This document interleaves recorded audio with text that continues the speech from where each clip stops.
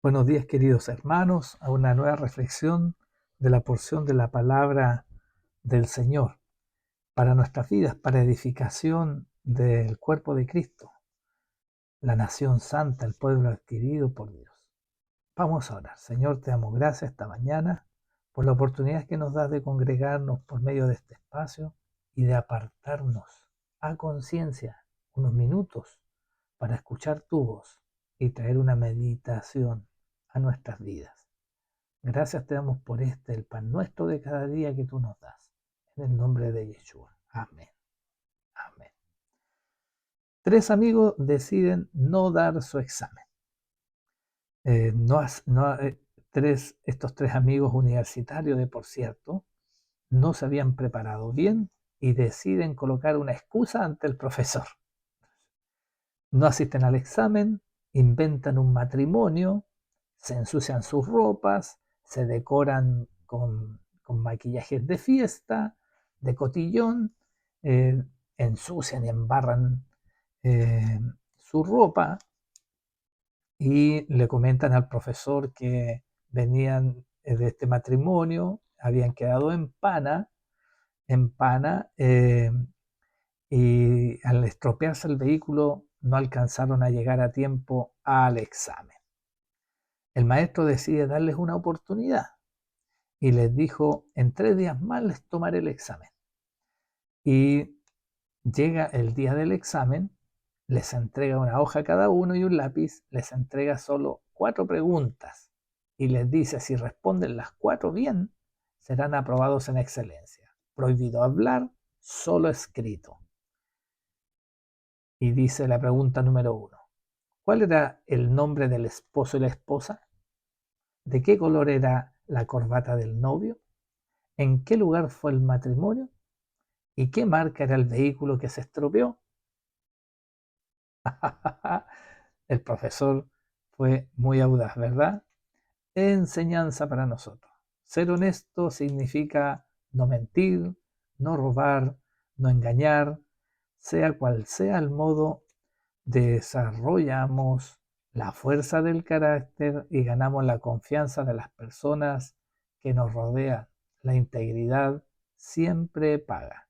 Ser honesto desarrolla la fuerza del carácter y tendremos la confianza de los que nos rodean, ¿cierto? Así que esto es un, un cuento, un chiste, como decimos nosotros los chilenos, ¿no es cierto? Para entender que no siempre nos saldremos con la nuestra ante nuestra falta de integridad. ¿Ven? Hay un pasaje de la Biblia que me hizo reflexionar en este cuento y esto quiero leerles una porción que está en Éxodo 32, 32 y dice lo siguiente. Dice en el versículo 27, y él les dijo, así ha dicho Jehová, el Dios de Israel, poned cada uno su espada sobre su muslo, pasad y volved de puerta a puerta por el campamento, y matad cada uno a su hermano y a su amigo y a su pariente. Y los hijos de Leví lo hicieron conforme al dicho de Moisés, y cayeron del pueblo en aquel día como 3000 hombres. Entonces Moisés dijo, hoy os habéis consagrado a Jehová, pues cada uno se ha consagrado en su hijo y en su hermano, para que él dé bendición hoy sobre vosotros. Esto es una porción, ¿no es cierto?, de las consecuencias que trajo el, que Aarón había apartado los zarcillos de oro que estaban en las orejas de las mujeres y, eh, y de los hijos y de las hijas que habían salido desde Israel, o sea, perdón, desde Egipto, ¿no es cierto? Y con ello fabricó un becerro de oro. Y lo que ocurrió que al otro día madrugaron y ofrecieron holocausto y ofrecieron ofrendas de paz y se sentó el pueblo a comer y a beber y se levantó a regocijarse. Entonces hicieron fiesta en el desierto, idolatría, y esto evidentemente no agradó a Dios y produjo las consecuencias que leímos recién en su palabra. ¿Quiénes fueron los que no cayeron ante la tentación de sumarse a este delirio? El pueblo de Leví, la tribu de Leví, ¿no es cierto? Y por lo mismo, el Señor los puso a ellos como consagrados para Él y los apartó como su sacerdocio. El Señor tenía planes diferentes. Quería que toda la nación fuese sacerdotal. Pero a raíz de esta circunstancia, separó a quienes realmente iban a poder cumplir este encomendado. Nosotros tenemos que ver que de una otra manera Aarón pagó un precio, yo creo que barato, al lado de lo que le correspondía, porque ese día murieron 3.000 personas en total, aproximadamente, y el Señor no lo desechó, pero no lo desechó no por los méritos de Él, sino porque el Señor siempre tiene una solución diferente a los problemas en los cuales nosotros a veces incurrimos, ya sean nuestro error voluntario o involuntario. El Señor tuvo misericordia por la intercesión de su hermano Moisés y porque tenía planes diferentes. Pero fíjese que vemos que desde ese instante adelante Moisés intercede por el pueblo y logra que el Señor renueve el pacto con su pueblo. Al renovar el pacto con su pueblo, instruye a Moisés en varios aspectos, porque el Señor es lo que quería en ese periodo, o lo que siempre ha querido, es morar en medio de la alabanza de su pueblo. De hecho, Él ahí envía bendición, dice su palabra. Pero en esta circunstancia, la falta de integridad del pueblo llevó a postergar este relacionamiento que el padre quería para con sus hijos. Y la presencia de Dios prometida se vuelve a establecer porque Moisés logra renovar este pacto. Y cuando desciende el Padre, perdón, y cuando el Padre renueva el pacto, instruye a Moisés en todas las ordenanzas que se debían cumplir para que él pudiese habitar, descender en medio de su pueblo. Y en esto establece el templo, le muestra el diseño del templo, ¿no es cierto? Lo hace subir al Sinaí, le muestra las vestiduras sacerdotales, el protocolo para la santificación del mismo y la implementación de todo el mobiliario del templo, la forma de hacer los sacrificios, etcétera, etcétera.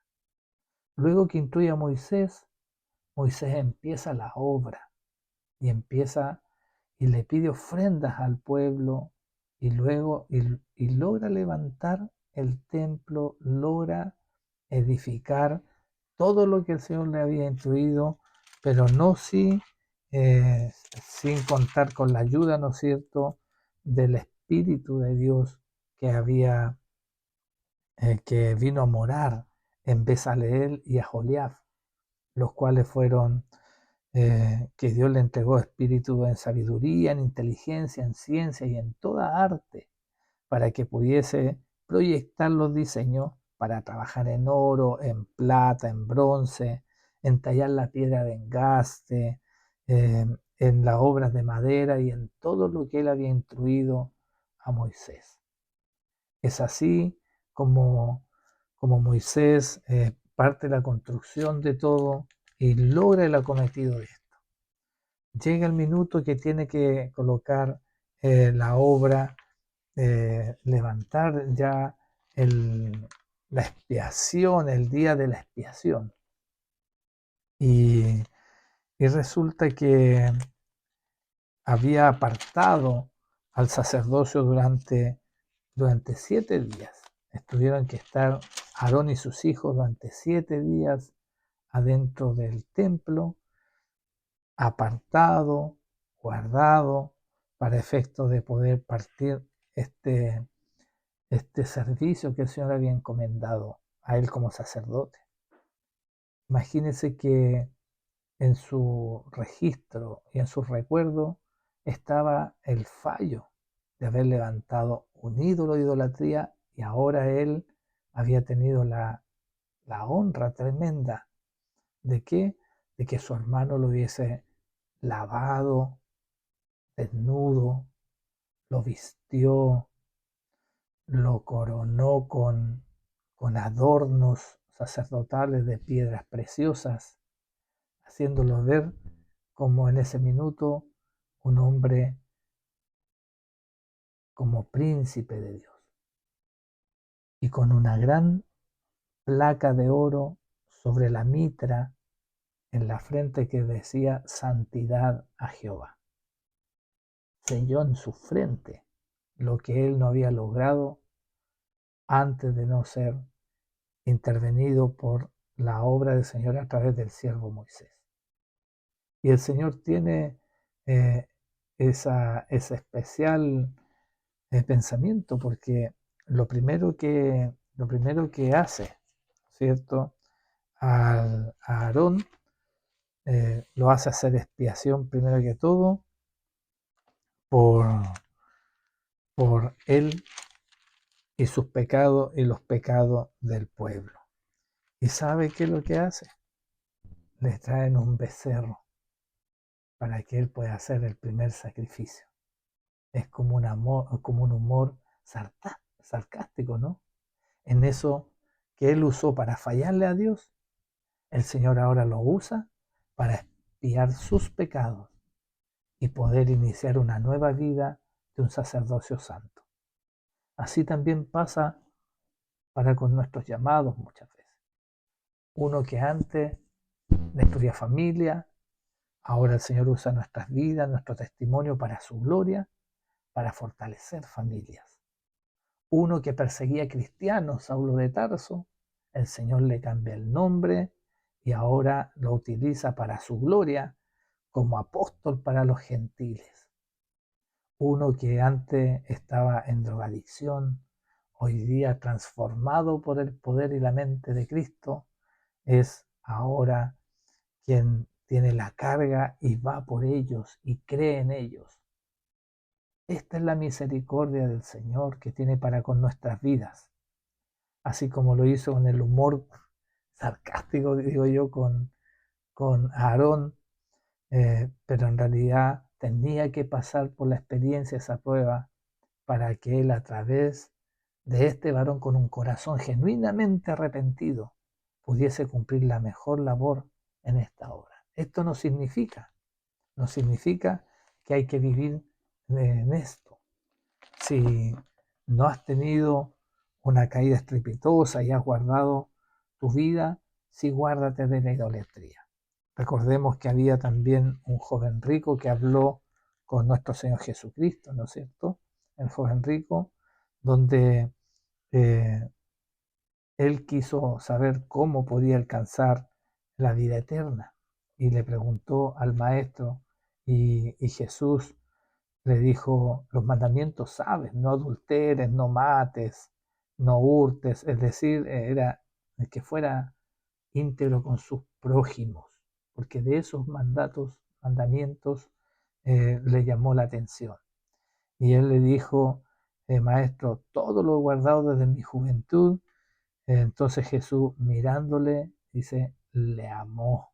Esto lo encontramos en Marcos, ¿no es cierto?, en el capítulo 10, en el versículo 19 y 20. Bueno, ahí encuentran la historia. Pero Jesús ama al que guarda sus mandamientos. Sin embargo, Jesús dijo: una sola cosa te falta. Sígueme. Vende todas tus riquezas, dásela a los pobres y sígueme. Y él se entristeció. Ahí había ídolos en su corazón, ¿no es cierto? Y de esto tenemos que darnos cuenta, que el Señor quiere transformar las vidas, llamarnos a otro nivel de corrección. Es importante que nosotros comprendamos que tenemos un Dios bueno, que Él quiere cambiar las circunstancias de nuestras vidas. Así lo decía Pablo, se lo decía a Romanos. Decía, oh profundidad de las riquezas, de la sabiduría y de la ciencia de Dios. Cuán insondables son sus juicios e inescrutables sus caminos, porque ¿quién entendió la mente del Señor? ¿O quién fue su consejero? ¿O quién le dio a él primero para que le fuese recompensado? Porque de él y por él y para él son todas las cosas. A él sea la gloria por los siglos. Amén. De lo vil y lo menospreciado, él se glorifica y es en el Espíritu, es para su gloria, para que ninguno de nosotros nos gloriemos. Él hace obra nueva en ti y en mí. Es su mente operando. Por lo tanto, no basta con nuestro arrepentimiento y con decidir por Cristo. También hay que guardar y caminar como Él caminó, a través del propósito al cual ha sido llamado. Muchos se quedan en la puerta solamente, en el arrepentimiento. No están dispuestos a ir a una vida de mayor santidad y a una vida que permita entrar en la presencia del Señor. Entonces, podemos ir un poco más allá, no solo arrepentirnos, no solo tener la fe en nuestro Señor Jesucristo, sino que también aprender a guardar los mandatos que Él tiene para nuestra vida, una vida de mayor santidad demandada para nosotros en esa área en la cual éramos débiles, en las cuales fuimos derrotados en algún minuto en nuestra vida, para que fuéramos tan pequeño nuestro corazón y Él pudiese tomar toda su gloria a través de nuestras vidas. Hay un llamamiento en nuestras vidas. No te olvides, hay que ser honesto en esto. El ser honesto desarrolla la fuerza del carácter y tendremos la confianza de los que nos rodean. Dios te bendiga, que tengas una semana de victoria, carácter y confianza, porque el Señor tiene todo en control para su gloria. Dios te bendiga.